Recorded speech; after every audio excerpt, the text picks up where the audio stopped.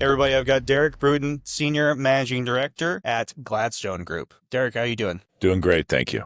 Hey, so you guys do a lot with M&A, which is always a fascinating topic for me to chat with folks about because it's a area I don't get into much. But something that's been on my mind lately is a lot of advisors think, hey, when it's time to sell, that means retirement for me. And, that's, I understand, not always true. So, tell me about that. How do advisors need to maybe reposition their mindset when it comes to what's going to happen when they sell their firm? Yeah, well, first of all, this is a great topic. And I don't just say that because that's what I do every day, but it is a great, timely topic. And the reason it's right for somebody to think that advisors that are selling, it's synonymous with retiring. And the reason it's right to think that way is because I would say a good 50% of the revenue, if not greater, of the revenue generated in our business today is with advisory firm owners that are over the age of 60. So, most people when they hit the age of 60, at least they start thinking about retirement. Not necessarily, but Yeah, we're it's in a just business where same for their clients, right? you don't, Yeah. yeah, you don't have to retire. The cash flow is great. If you got the right staff with you, which a lot of good firms do today, they don't have to retire, but that is not necessarily the case of what we're seeing out there today. There are people that sell and then transition after a period of time, after they've brought their business over to the firm they sold to, and then they transition out. But a lot of owners of firms today that are selling are thinking this not as a immediate transition plan, but a integration and then building their wealth and helping their clients and helping their staff with this new buyer. So it's a partnership, and I see a lot more of those these days.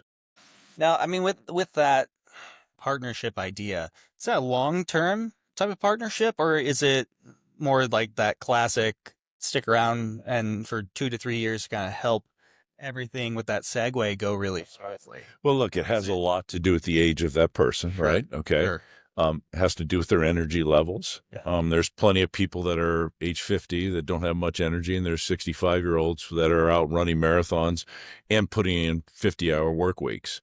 So what I'm talking about are the folks that are selling and staying yeah, with okay, the firm are advisors and owners that have a game plan. They have a goal and they haven't reached it yet and where they want to be in life, whether it's personal or business wise, they haven't reached it yet and they want to get after it. They want the resources and they want the capabilities perhaps a bigger firm can bring to the table. But at the same time, they don't want to have their independence compromised. They don't want to go back to where they might have been 30 years ago when they were an employee with a firm. Now, don't get me wrong. They will be an employee with a buyer, but nowadays, a lot of these buyers want to embrace that independence, but at the same time, bring a lot of stuff that they've got on the shelf that they've developed to help this person grow their business. But what's at the heart of all this is the person wants to grow. They haven't closed the chapter of that book on growth and they want to get after it. Just a matter of do they do it on their own or do they partner with somebody that's got the resources? if I'm hearing what you're saying correctly, it's just as much a decision for strategic growth as it is for taking that step down from ownership. No. Yeah, there's compromises Yeah. people make, but you need to think about whether those compromises are worth it, not just for yourself, but for your staff. Owners have responsibilities to their people, to their clients. Oftentimes to clients, the clients are sitting there, what if so-and-so, what if Derek got hit by the proverbial bus? Yeah. What's going to happen then? Who's going to take over managing my account?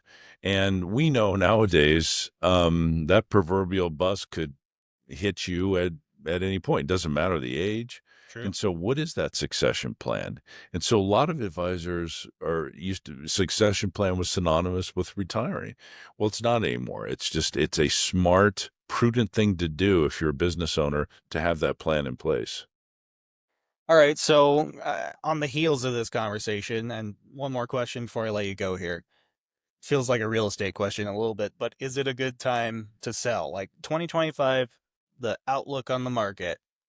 Good idea? Well, you're asking a banker, and of course, I'm going to say yes. It's I always know a good you're a time. little biased, right? Yeah, putting bias aside, I mean, this is why I think it's still a good time to sell because the number of good potential partners out there has never been greater. than it is today. These are well-capitalized, well-resourced firms with great leadership that want to embrace these people that are selling their businesses and help them achieve their goals.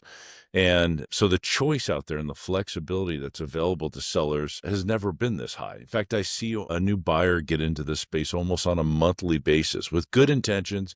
Like I said, good capital, good people. So I think there's definitely great partnership opportunities out there.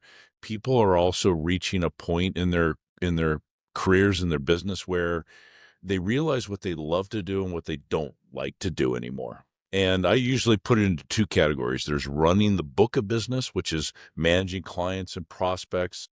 And then there's running the business. That's the finance, the compliance, the HR, the legal, the technology. All that stuff has become very complex. And with that complexity in our business, a lot of owners have realized that they don't really care for it as much. They're not particularly good at it, and I'm generalizing here, but they may not be particularly good at it, and they want to get back to their roots. They want to get back to what they enjoy doing, what they're really good at. And now there are opportunities to have your cake and eat it too. Enjoy what you're doing and enjoy what you're good at, but at the same time, find the resources out there to offload some of the things that you're not particularly good at. I mean, I think what you see and what I think I see so often with advisory firms is, and all small businesses to some extent, is it grows in large part due to that founder's radiance, right? Their personality, how they work with people. And then it's almost like an accidental business sometimes, and people grow to 50, 100 employees sometimes and get to that point that you're talking about where they're like, wow, I built this awesome business, but I'm not doing that thing that like really makes me thrive anymore. And so this kind of gets them back to maybe being able to be in that spot again. Absolutely. You nailed it. It's really, first you have to have that conversation with your fellow self as to really what you enjoy doing. And can I still do that? Here. And can it do more often? Yeah. Or do I, and let's face it, some people enjoy running the business and they're good at it. Yeah. And there's plenty of roles out there for those people. But for those that really enjoy working with clients and prospects and bringing in business and all of that, that's where they started. That's when they had a practice. Now this has become a business. And there's different aspects of running a business where people have just struggled. And while there's plenty of choice out there, I mean, when I first got in this business, there were 3 CRM systems. Now there's 20.